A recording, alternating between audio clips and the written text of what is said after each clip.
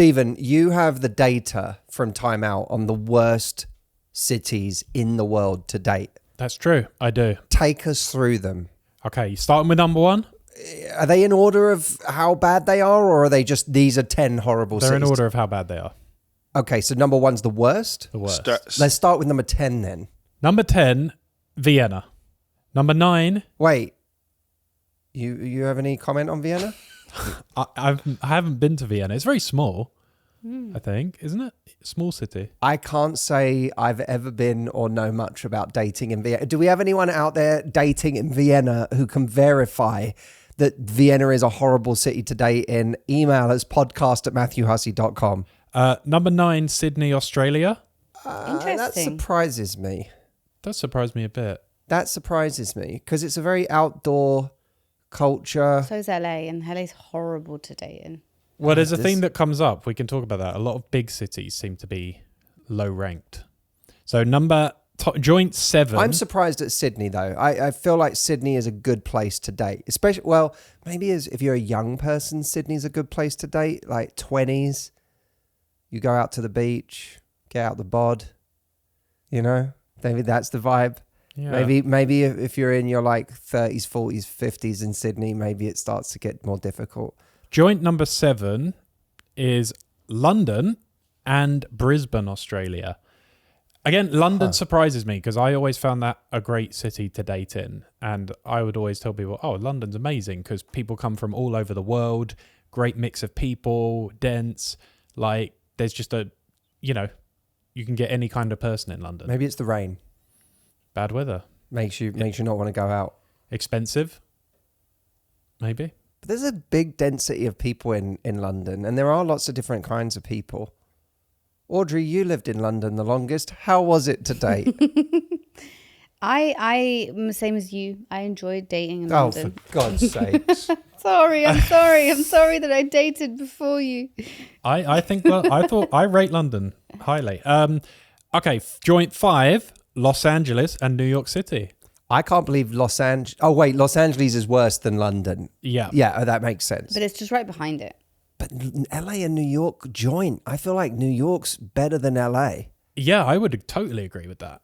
New York's so much easier. You go out, you could have 3 dates in one night in New York. That's the problem. There we go. There we have it. They're different problems, maybe. Different problems. LA is bad for different reasons. LA is hard because you've got very high competition, especially in looks, and you've got a lot of famous people. It's very spread out, kind of a lot of similar people, all in a similar industry. So I think a lot of people here find dating harder than a lot of cities. So that makes sense. I am surprised New York. There's a lot of it's a very monotone conversation for a lot of people in LA when it's in the bubble of the entertainment industry. Yeah. But people forget how big LA is. LA is not just entertainment people. It's massive. And there are many different people doing many different kinds of jobs. No, it is. But people stay indoors a lot in LA. They do things around there. Yeah, I think that's the hard part, is that it's hard to get people to do anything in LA. It's also the values of a city, right? Like New York is like a hustler city. People move there, they have to sink or swim, and they're just incredibly driven, and they hustle, and they're like trying to get somewhere, and finding love and settling down might not actually be top priority for a lot of people. So then it feels a bit more kind of casual and transient and all the rest of it. LA, to your point, people would say the same about LA. People. Well, I was going to say with LA, I think the values of LA, for not everybody, there's again so many different kinds of people in LA, but there is definitely a currency around fame and status, which then means that like you have to navigate that kind of like the values of the city in some pockets of the city, which can make it feel, if you fall prey to, if you go on a date with someone that's a bit like that, it could make you feel inadequate and not good enough. Yeah, maybe. I think it's still. I say that I've never dated in LA, so I don't know. There's still like a huge hustle culture in LA because a lot of people gave up a lot to be in LA. True. Like they moved across the country. They have a dream that they're pursuing, and they've made so many sacrifices to be there that it's kind of like nothing can get in the way of that, because that's my entire reason for being in this place. And then you have those people who grew up here, and I'm not best placed to talk about why that's hard, but I do think the sprawling nature of the city just makes the activation energy for everybody higher to just do anything, to leave your house. And also you're always like, the advantage of somewhere like New York is that someone can say, you could be already out and someone in New York says, come meet us over in this bar. And you're like, sure, because it's just a quick cab ride. Or exactly. In LA, when you're out and someone says, we're out over here, you're like, well, that's a 40-minute drive. That's never happening. Once you've committed, you're in. Yeah. Actually, a lot of women complain about New York because I believe New York is quite female heavy on the numbers side. So I think maybe for single men, New York helps. Number 4, Marseille, France.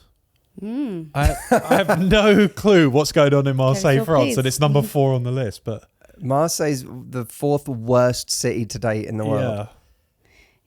I've been there once.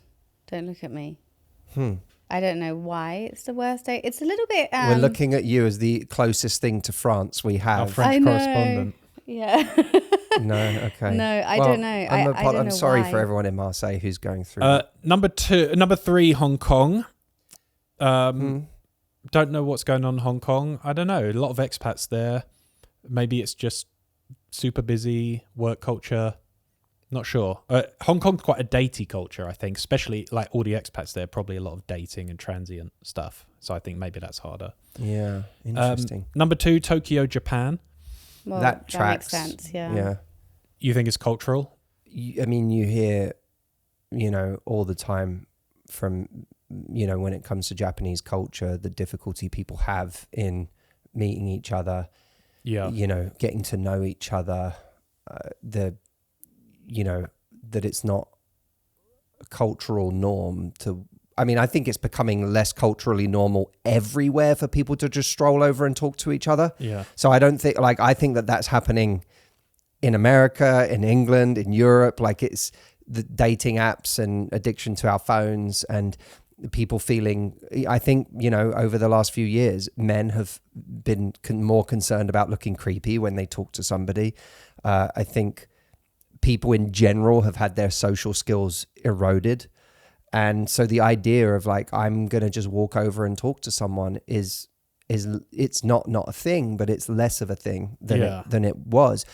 Japan is kind of, as I understand it, leading the pack and has been leading the pack for a long time in finding it strange to just walk over to someone and start a conversation. The other thing as well, which I think is really important to mention is, Japan is a very, it's quite a traditional country. And I think there's sort of, with that comes maybe traditional values around gender roles and things like that. And so as women, and we see this in other pockets of the world, but I definitely think this is true in Japan, and anecdotally from speaking to people, this seems to be true.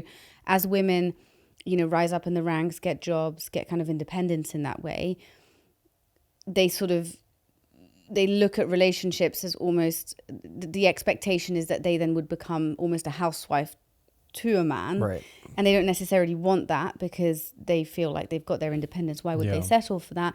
And that kind of traditional values ends up creating friction between the two genders. And I think I can understand that, women feel that way as well. Yeah.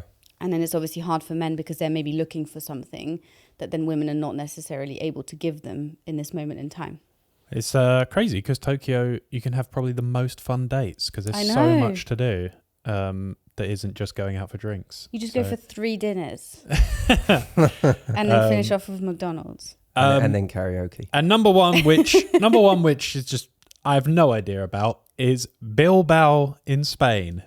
That's number 1. Doesn't Bilbao have some of the best restaurants in the world, or am I thinking of somewhere else? I'm not sure if it's that place, but I've been to several Spanish cities. I've never been to Bilbao. It can't be that big. So I don't know why locals in Bilbao are really saying the dating scene. And it feels like if you're putting Bilbao in that list, it feels like there should be plenty of other small cities in the firing line.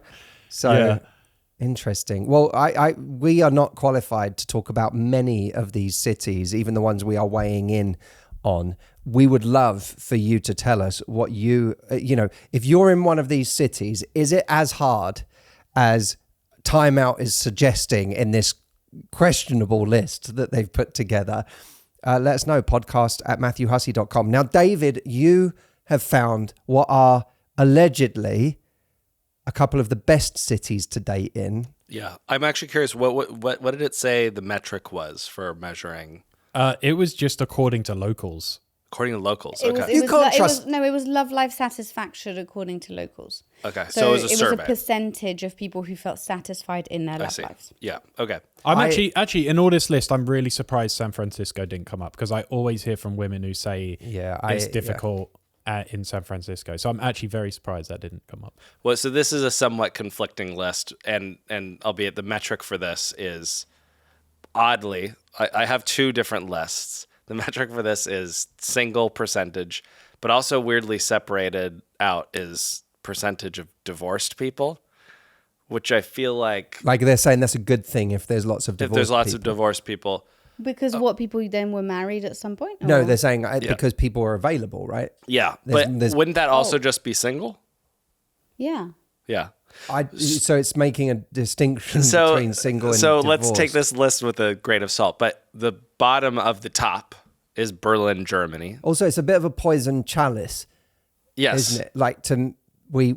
We have the most people available, but more people get divorced here. Yeah. Than Who anywhere. knows? Is it? So You'll find love and then you'll lose it. That's true. It's true.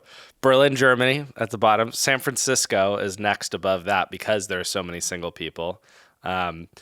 Chicago, Barcelona, Stockholm, Sweden. Chicago makes sense to me for some reason. Yeah, I feel like it's like a slightly less, intense New York, and it's sort of that, maybe it's a bit more like Midwest vibes. People willing to actually commit. Yeah, unlike New York. We were on holiday recently. We met a couple who were from Chicago, and they were really sweet. And they'd got married. And they were like 26. Yeah, Chicago makes sense. It's a cool 62% people single apparently. So, but I actually think that I have a more interesting list, but it's only in the U.S. Which rates. Wait, did you do the top ones? What were the other top ones there? The top of that list was Gothenburg, Sweden at the third most. That was the third best place to be Sweden. single. Yeah, Gothenburg, Sweden. 58% people single there, 55% divorced. Then London, with 57% people single. That's confusing. Different list. But it's because it's a different measuring metric. It on different. It's Yeah, a different exactly. metric. It's a different metric. It's just saying how many people there are for single, you to exactly. Today. as options. Today, yeah. Okay. But it's like there's so What was many number one? available people because Miami. no one wants to commit. Miami's number one. Yeah.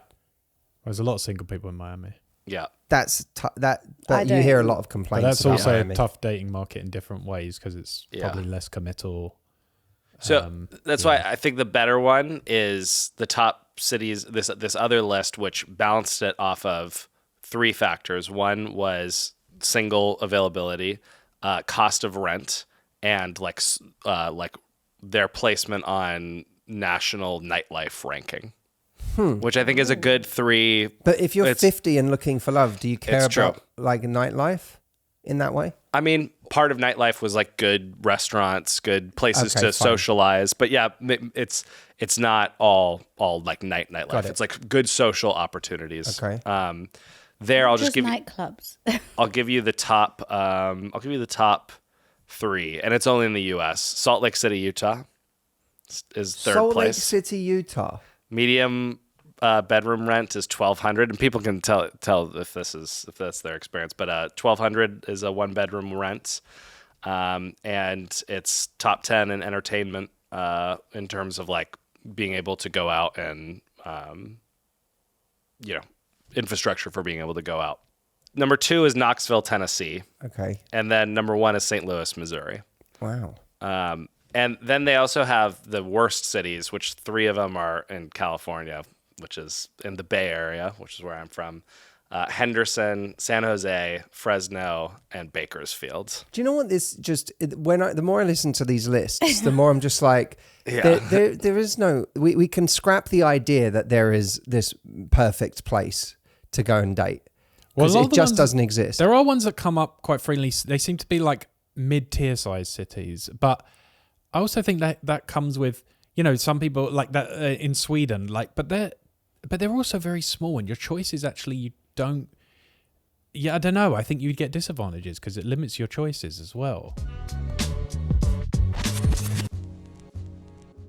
Guys, one of the most challenging things about modern dating is not just finding someone that we like, which can be challenging all by itself, but even once we have, and we find someone who likes us back, it still feels so difficult to get to the point of actually having a real committed relationship with that person. That's because of something called the investment gap. It is the time in early dating where we are willing to give and invest and commit more than the other person is. I have put together a free training called From Casual to Committed, where I talk about how to overcome the investment gap. It is one of the most common things in the world right now.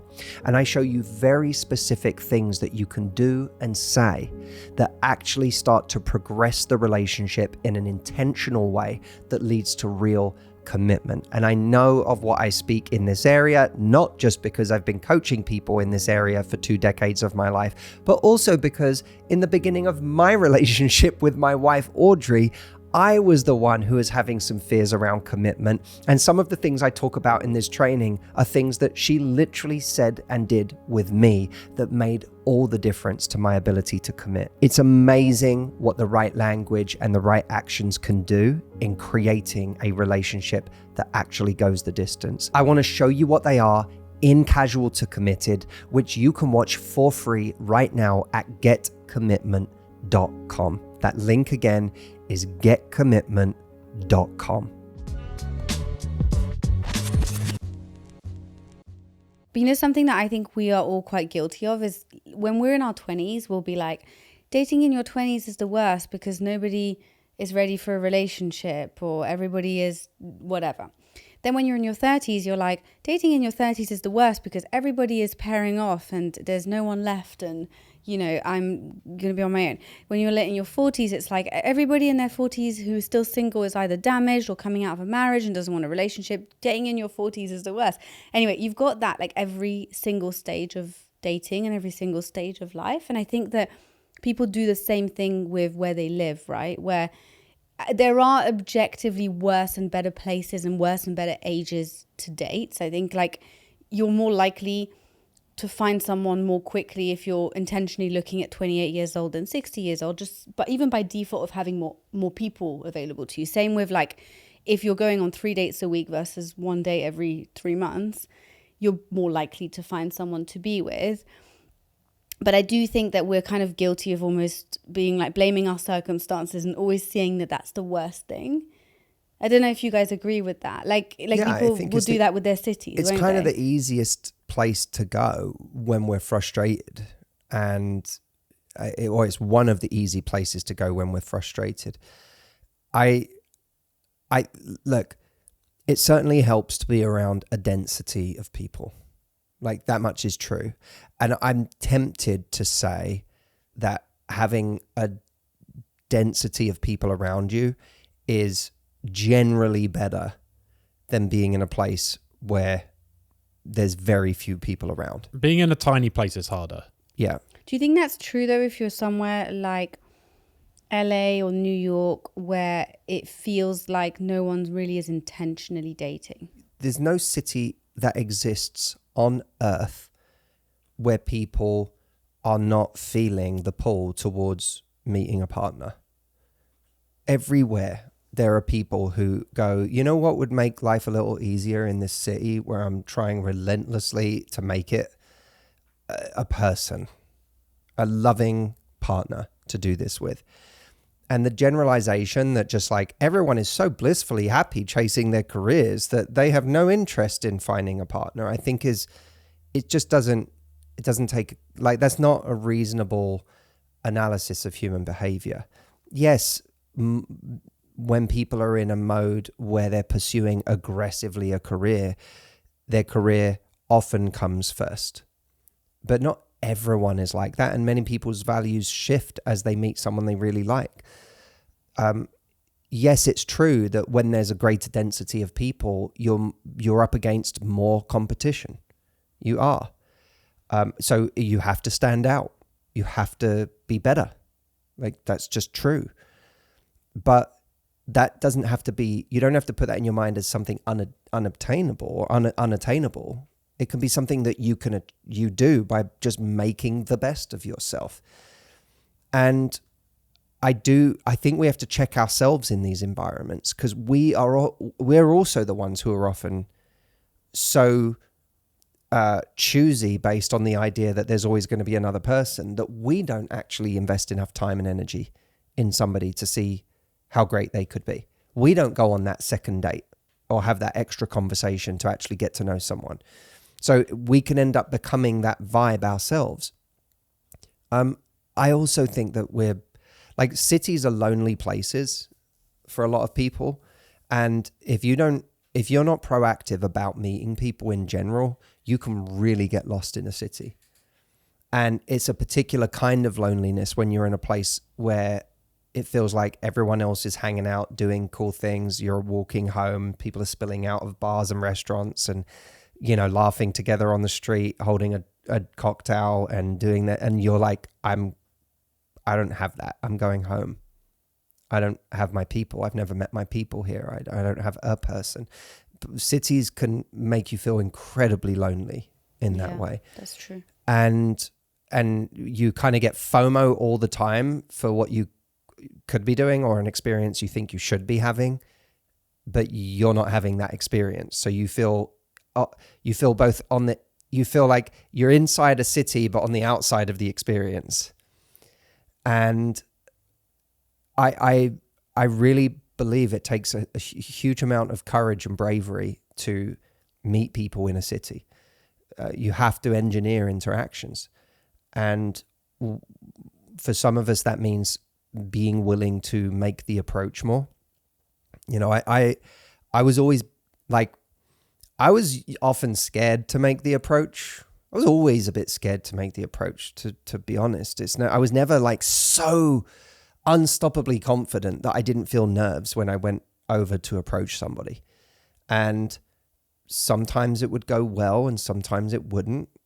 Stephen, you've been with me on both occasions. True. Times where it's gone well and times where nothing, it didn't. And in those moments, you feel stupid and you feel a bit embarrassed and you're like, ugh, but you did the thing. And I think that we have to keep our courage in creating these moments with other people, especially if you don't want to be sitting in a city addicted to dating apps and, I can't get off these things because I just don't know how to meet anyone in real life anymore. And also it's not just about approaching, it's about approachability. This is one of the key things that so many people miss is they're so busy thinking about how do I go over and talk to someone that they don't think about how they make themselves more approachable. How do you position yourself in a room? Do you position yourself facing the wall or standing at the bar facing inwards towards the bar? Or do you position yourself in a way where it would be easy for someone to come over and talk to you? Are you looking at someone as well? Are you making enough eye contact? Absolutely. Are you creating micro interactions? I think a lot about the idea of micro interactions. I'm very, very big on this. It's like we think in terms of I'm either talking to someone or I'm not talking to someone. And it feels like there's this enormous gulf between those two things. But micro interactions is like, if I sliced this, what are the 100 slices in between that make it more likely that something happens, that we tumble into to a conversation? It might be eye contact. It might be how I position myself. It might be asking someone what they're drinking because it looks good. It might be cheersing someone who happens to be standing next to you at the bar and just hey cheers. These little tiny moments. I like your bag. I like your jacket. I really like those shoes. These little things that signal to someone all the time. Hey, I'm a person who's open to speaking to people. I'm a person who's warm. I'm not a person who's going to bite your head off for talking to me. We should focus far less on the big moves that we could, because walking across the room to talk to someone is a big move, right? But we should instead of obsessing over those all the time and never doing anything, we should be thinking, what are the micro interactions that I can have with a person that are very risk-free? They're very low stakes, but they have a weird way of growing into something more if I do them, because you're signaling to the world. And also, I think, like, if you're, especially in a bar environment, or, in a kind of like social environment in that way, if you walk in and you talk to everybody, and, before you even identify, do I like anyone? Has anybody walked in that I think is attractive? Any of that. If you walk in and you talk to lots of people and you make lots of touch points with people, you kind of warm yourself up, so that then if somebody is attractive and, you do find somebody attractive, then you are able to talk to them more comfortably. And you haven't kind of been in your shell the whole night, and suddenly it's like a massive leap to talk to this person. Because now it's not a strategy, it's a way of being. Yes, exactly. And that changes it. So I think that's the biggest advice I would give to people in big cities is that you have to get, like, your pride is your enemy in a lot of ways. Especially, by the way, the longer you've been in a city. This is something that you'll notice. The longer we're in a city, the more we sort of like concretize, and we find our couple of people and we find our little routines. Now but when you first walk into a coffee shop, having never been there, it's not embarrassing to introduce yourself to the barista, to ask someone's name, to say hi to the person next to you and ask, where else is good around here? None of those things feel weird when it's your first time in a neighborhood, in that coffee shop, or when you're a tourist. But when you've been to that coffee shop 100 times, all of a sudden it's like, I don't want to embarrass myself in my home. Like, this is my coffee shop. I don't want to do anything embarrassing, so, and that happens in a city. It's like all of a sudden we become too cool to be vulnerable. The tourists don't do that. Why do tourists have the best time? Because tourists, they go and, especially young tourists, they go and stay in a hostel and they talk to everybody because they're like, I'm only here for 3 days. I'm having fun. Yeah. I'm not settling for 3 days in this place that I'm probably never coming back to and not having fun. I've paid my money. I am here. I've traveled the distance. I need to have an adventure here. So then we start talking to people, and guess what? We engineer an adventure. We engineer a new friend for 3 days. We engineer a romance. And then we're like, I haven't found a partner in 5 years back home. And all of a sudden I found someone on holiday. Why is that?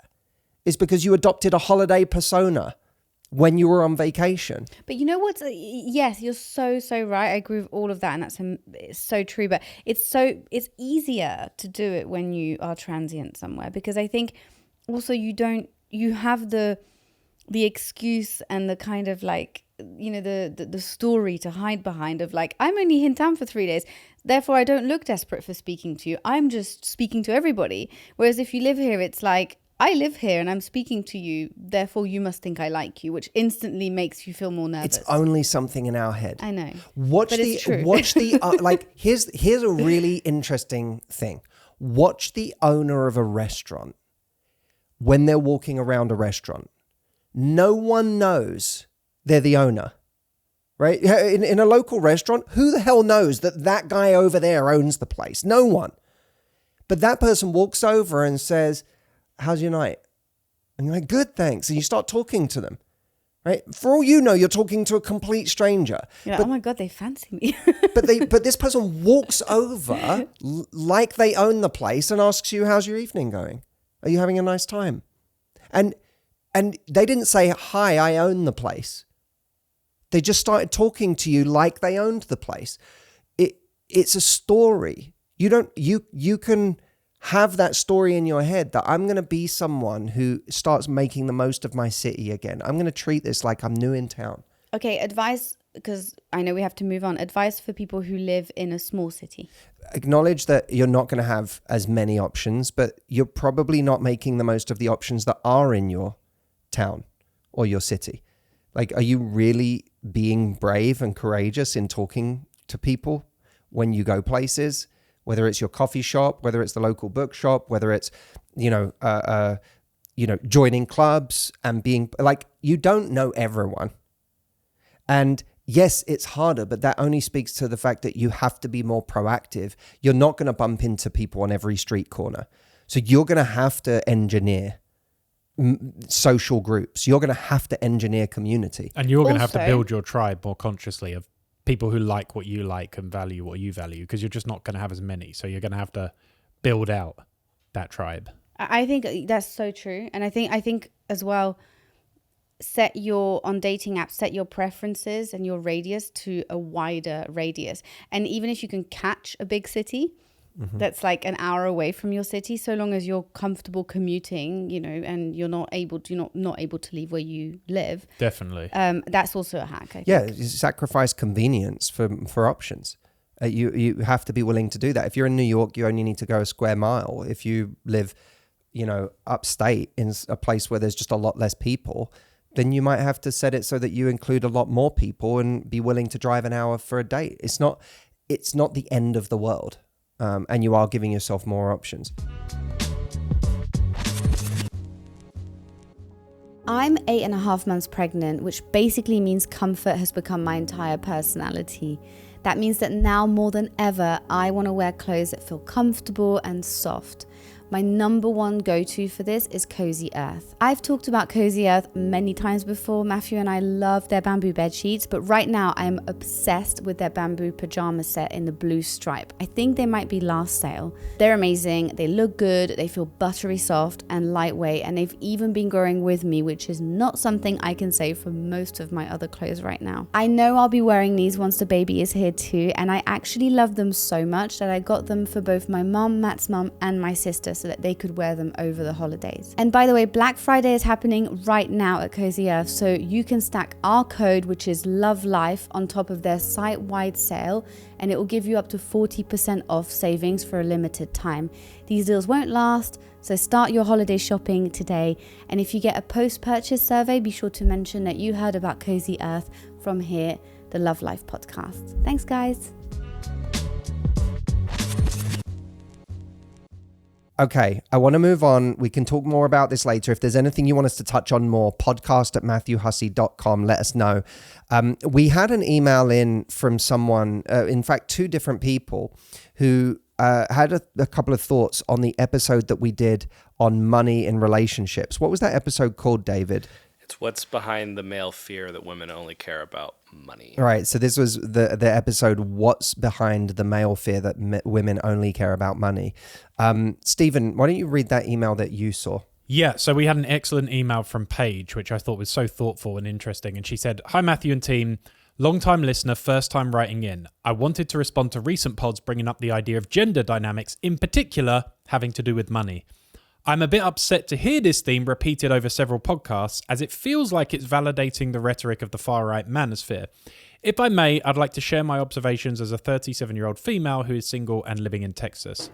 My single friends and I are all homeowners and are financially independent. We invest, we give charitably, we take care of our homes and are generous with our loved ones. None of us need a man who earns more than us or particularly care how much a man earns, so our money concerns are different. We're looking for equals with similar values. However, we often encounter men who don't know how to cook and spend a lot on eating out. She calls them Chipotle boys. There's an article on it. They don't invest as well as we do. Brackets, women are better investors. There's another article on that. I'm guessing men take more, maybe crazy risks in investing than women do. They're not as generous in charitable giving as we are, spend way more on hobbies and frivolous spending, and are flirting with a sports betting addiction. And she says links to all of these. We are scared of ending up with men who don't contribute domestically despite how much or how little they earn. Women who earn more still do more at the home. Women take on the mental load for the home, and anecdotally, women seek out therapy more. I know there is so much more nuance to add to this conversation, questions of pay parity, societal expectations, generation differences, and more, but for what it's worth, I've noticed my friends and I no longer say we're looking for a boyfriend or a husband, but rather a partner. I think the change in vocabulary is reflecting what we and the majority of women want. I hope this is helpful, and I'd love to hear a more balanced side of this conversation from the podcast in the future. Thanks, Paige. It's a really great email. I love that email. And Paige, I I hope it sounds like we have created the impression that we're reinforcing those stereotypes that exist in the manosphere. But the truth is, I think we always try to go out of our way to say the opposite, that these are the things that people constantly assert are important to women, and that this just doesn't resonate empirically with women we know, women we coach. Of course, there are some that fit the stereotype, just as there are some men that fit the stereotype. But yeah, I certainly, one thing that we've prided ourselves on over the years is not just reinforcing gender stereotypes about gender differences.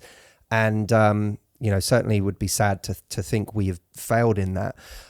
I agree with what you've said, the idea of finding a partner. In fact, there was another email that came in from Dana on the same episode who said, hi team, really enjoyed your latest podcast. Great to see you diving into complex topics. On the money debate, I agree that financial goals and lifestyle expectations play a huge role in dating, and maybe unfortunately in how people filter or choose potential partners.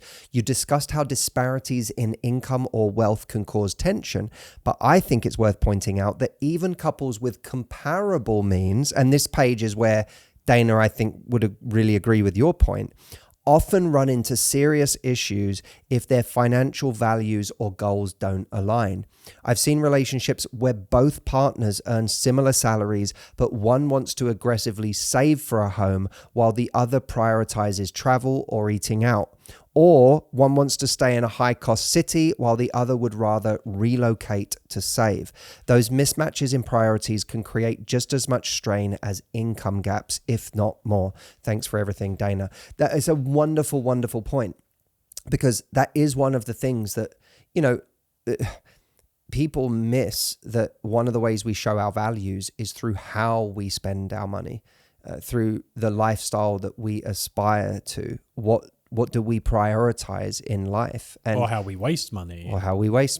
Or whether we even see that as waste versus the other person who does, and the hyper focus on income disparity or wealth disparity actually does take away from focus on that idea that we might just have different values around money in general. And that can be just as much a source of incompatibility as having very different amounts of money. And of course, if we have similar values around money, but we have big differences when it comes to how much money we have, our values around money being the same might actually be the thing that makes us compatible in spite of those differences. Yeah, that's true. So I'm really, I don't want to take too much time adding to these points, but for Dana and Paige, thank you for highlighting that, because I think it's really, really important. And I hope that for men listening, especially anyone who has the insecurity that, I'm going to be overlooked because I don't earn enough. I'm not going to be as worthy. I'm not going to be seen as attractive. That actually there are many women out there who are looking for someone with the same values when it comes to money and compatibility in that area. And that's actually more important than having someone who earns the same or more than they do. I think those are really wonderful points and very well made. We have a Love Lifeline here. Who is it today, David? We have got Janelle. Janelle. Hi, all. I'm hoping to bounce off a question from you guys, get your opinions, all three of you, if you could. I am wondering about dating at 53, and it's not so much dating at 53. I'm proud of my age. I don't have a problem with my age. It's just men do. It seems like men do. Not necessarily like when we talk or whatever, I seem to get interest, what have you, but then I find out that they have or are seeing a woman that's younger than my daughter. Do you know what I mean? I just have such a problem with that. So none of them have been everything's been a no-go, but for me, that's a major red flag, is somebody who even dated at one time, somebody in their 20s, and they're almost 50 or 50. And I just have an issue with that. And it makes me, I think it's gross, but I'm just wondering how you guys feel about that. I mean, like, am I being too judgmental? Am I throwing up the red flag too soon? I'm just kind of trying to get your opinion about that, and maybe how men think about this, or even another woman's opinion. I'd appreciate it. Thank you. Well, great question. Yeah. Interesting. It's so interesting, Janelle. I completely understand the instinct to feel that way. And I am in agreement with you to an extent. I think there's a big difference here that we need to look at, which is the person in question, do they have a pattern of dating somebody who's like 10, 20, 30 years younger than them? Because if it's a pattern, then yeah, it's kind of creepy. Like, I think I kind of agree with that. And that's just my opinion. But I do think it's a little bit strange. Like, why are you not going for women on your level? You know, even from a maturity standpoint, like, I think it's just a strange thing to gravitate only towards that. But if somebody, you know, dated one or maybe two with like a major age gap, and they also, you know, within their kind of past relationships, there's people who are more age appropriate. I think that's less of an issue, because I think when you're dating, you're trying different things. And, you know, it might be that was just more of a sexual and more of an attraction based relationship where, or, you know, even something where I think a lot of older men, and you guys can maybe speak to this, but they sometimes, obviously, older men can feel their age kind of weighing heavily on them, and actually dating a younger woman makes them feel younger, which makes them feel good about themselves, which is also where the draw of that comes in. Which, to be fair, we hear from women too who are in their 50s and are like, I'm really enjoying dating younger men. Exactly. I suppose the question I would put to you, Audrey, is do you think Janelle has a point when she talks about the size of the age gap? So, you know, if she's like, I just really find it hard to respect someone and not find it gross when it's literally someone in their 20s and they're in their 50s, do you think that there's a point to be made about that, as opposed to he's in his 50s and he's, you know, the last person he dated was 35? Or do you think that that's your argument still applies? I think for me, my argument still applies. I agree with you. So I really want to say that one more time. I really agree with you. And I understand the being grossed out by it thing. I would feel the same way. But I don't think we should write people off just because of one person they dated. I think if people were look at any of our past and see maybe one or two of our exes, they'd be like, oh dear God, how could you have ever been attracted to this person? They're awful, you know? Mm-hmm. And I think that we're all guilty of having dated people that are not the best people for us in our lives. And I think that we have to give each other grace. So for me, it wouldn't necessarily be like this giant red flag and like no go. But obviously, if it's in any way a pattern, or if they talk about it in a way where they're not like, yeah, this is a little bit like embarrassing, but I actually like, I don't know, came out of my divorce and ended up in this kind of semi-relationship with this woman, but she was like, you know, 28 or whatever. And obviously it didn't last because then that's a different thing. Whereas if they're like, yeah, my ex was 28 and there's nothing wrong with that. Like, I don't think writing people off for one thing is necessarily the way to go, but I do think it's something to look out for and see if that it kind of builds a pattern and a kind of a profile of that person. Does that make sense? It makes total sense. And I think that idea of pattern being the thing to look for is really, really important. I think that everyone is capable of falling for someone who's in a very different age group. And I really believe how they speak about that is important. And I don't think that they have to share it as an embarrassing fact necessarily, but certainly how they speak about why maybe that didn't work out is relevant information. You know, if someone's 53 and they dated someone in their 20s and they were like, look, I was attracted to this person. It was really fun. we had a great connection, but ultimately, you know, it was something that really made me realize, you know, you don't, you know, when you're with someone and you learned a lot of life lessons they haven't, and you're in a very different place in your life, it just, you know, at a certain point, you're not going to have that level of, you know, deep compatibility that you have with someone who you feel like really understands you.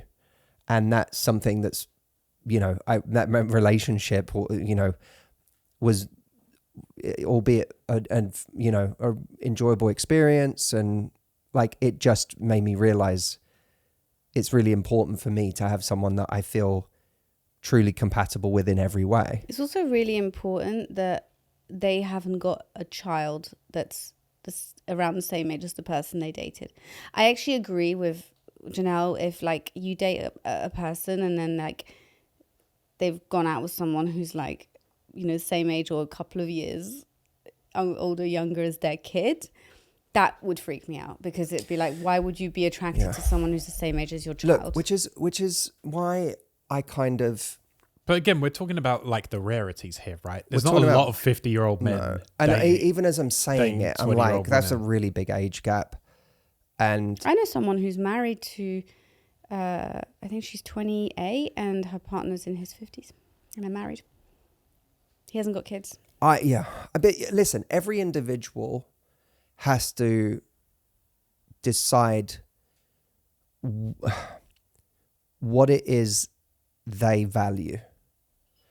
And when someone is dating someone who is from a very different generation, they're, in a way, you are making a certain statement about what you value.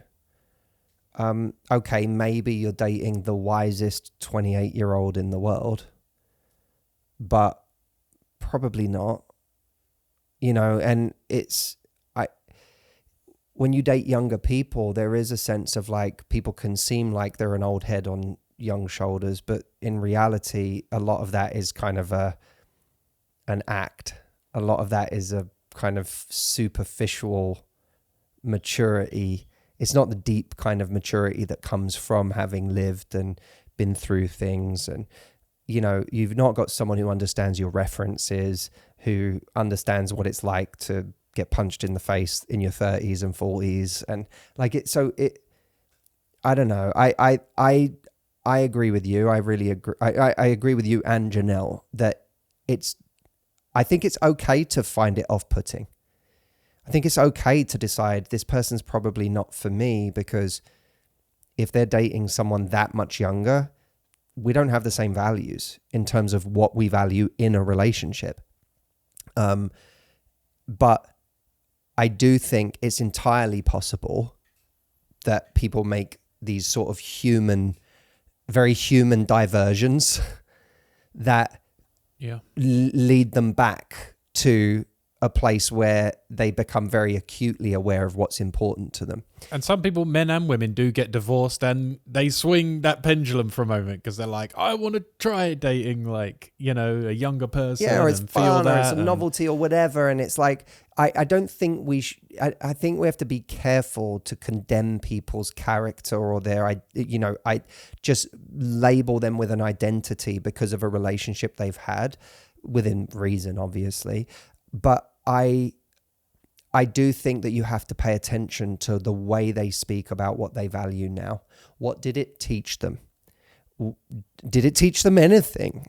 Or you know, is it just like, clearly that's just a thing and they thought it was awesome and they do it again in a heartbeat? And like that, those things matter. Those are the parts I would listen to. How has someone been shaped by their experiences is as important, maybe more important than what their experiences actually are or have been. So hopefully that helps, Janelle. Let us know. Feel free to write back and let us know if that shed any light on this subject for you. And thank you for leaving your question. I know a lot of people will have benefited from it. If you want to leave us your question, podcast@MatthewHussey.com. Leave us a voice note around 30 seconds, not too long, or we won't be able to play it. But we love hearing from you, and we love answering your questions in real time. We never listen to them before the show. The show is always, David has listened to them, but whenever we hear them, it's the first time we've heard them. So it's really fun to answer those questions on the fly. It is that time again. Stevens. No, it doesn't work if I say Stevens. No, Steve. My name.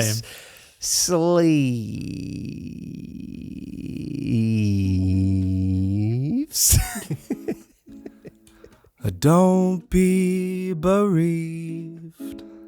You know that we can't leave without another episode of Steve Sleeves. It's 5 o'clock. Welcome to Steve Sleeves. So today we are going to play Love Maps. Okay. We talked about cities where you date. I want to give you a few different. You're going to give me the city, and I'm going to give you the phrase, like the city you'd go to for blank. Okay. And I want you guys to give me the answer. Okay? So we give you the city. Yeah. Okay. Okay. The city you'd go to after a breakup. Well, if you watch any TV shows on Netflix right now, it's always Paris. You go after a breakup. It's always Paris. So you That's go. true. If you have a hard breakup, you get yourself an outfit and you just move to Paris. Pop a little beret on. Yeah. Matt, And learn Matt and watched- take about 60 days to speak fluent French. I was watching The Summer I Turned Pretty season 3. It's unreal how quickly she's fluent.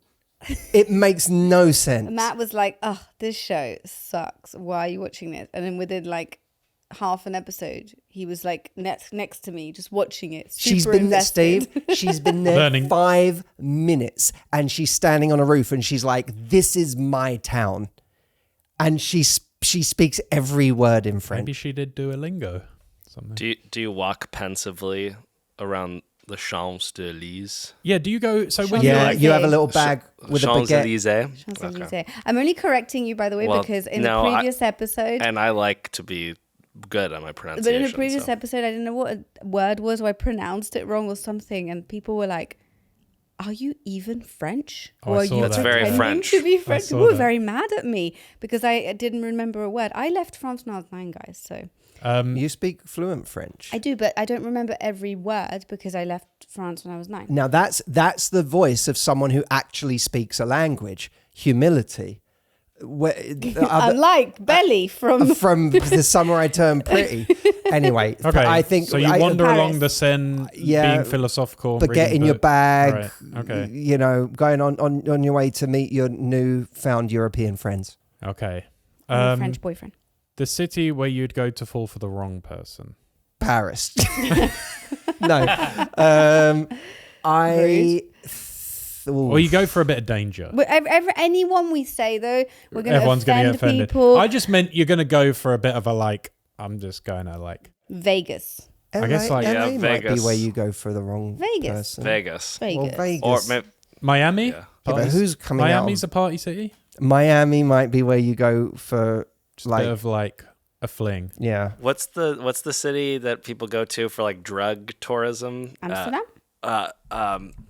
There's like weed cafes. Oh, which like now- Amsterdam. Amsterdam. Oh, did you say Amsterdam? Yeah. I feel like Amsterdam could be. Amsterdam's a fun city. Yeah, well, which- you yeah. go for a good time in Amsterdam. Yeah. All right, well there you go. Where you go to meet someone completely different from your usual type. Berlin. Probably. Oh, all right, okay. Yeah, probably Like Berlin. a rave, Right? kind of a bit more grungy indie type, Yeah. that sort of thing. Get your Yeah. bondage rebound What? fling. Hello. I think Berlin is all about like All about Bond. Everyone in Berlin. the club scene in Berlin has a lot of like kind of It's a bit leathery. indie. What if you're It's a already bit into BDSM. bondage? Then that's If not. you're already different. into bondage, Yeah. then get don't go yourself Berlin. to Sedona. Los Yeah. Olivos. Los Olivos. Yeah, just find a nice wine Great place. enthusiast. This is a good Steve Sleeves. I like it. Strong. It's taking us in all sorts of directions. Keep it Much serious, like Steve. Berlin. Keep it serious. You're formal. The city you go to. The city you'd go to for a fantasy meet cute. Like, Ooh. what's a fantasy Paris. meet cute? No, you can't have Paris. Paris can't have all of them. Milan? Paris.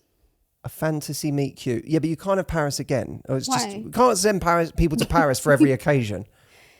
I think you could do New like York's Washington. pretty good. Like somewhere that rains. Like Washington State. Yeah. Like Like Seattle. Seattle. It's rainy. You're coming. You're steaming a little bit. yeah. I don't know why there's steam. It might be cute. Yeah, but it's sort of hot, right? Yeah, it's a hot rain in a coffee shop. She's like, you're steaming. And you're like, I don't know what's happening. It's so humid It's so outside. I'm cute. sorry. Yeah. But where in Miami? That more to me feels like like an Asian city. You could get into a cozy place. You come out from the rain. It's quite tropical outside, and then it's like you meet someone. Yeah, but then you don't speak the same language. They might speak English. Well, you only need to be there for 5 minutes. You go to Japan for 2 weeks. You learn fluent Japanese. Yeah. And then you stand outside the closest izakaya. One of those lists said Beijing and Mumbai were great cities to date with. I have no idea about, but if anyone from Beijing and Mumbai is listening, tell us why they're great to date in. I'd like to hear. Well, everyone, thanks for playing Steve Sleeves. Da, da, da, da, Da-da-da-da-da-da. Well, thanks for listening, everyone. It's been another wonderful time with all of you. And we can't wait to do it all again with you in the next episode of Love Life. Thank you, Audrey. Thank you, Stephen. Thank you, David. Thank you, Harrison. Thanks, everybody. Thanks, everyone. Bye.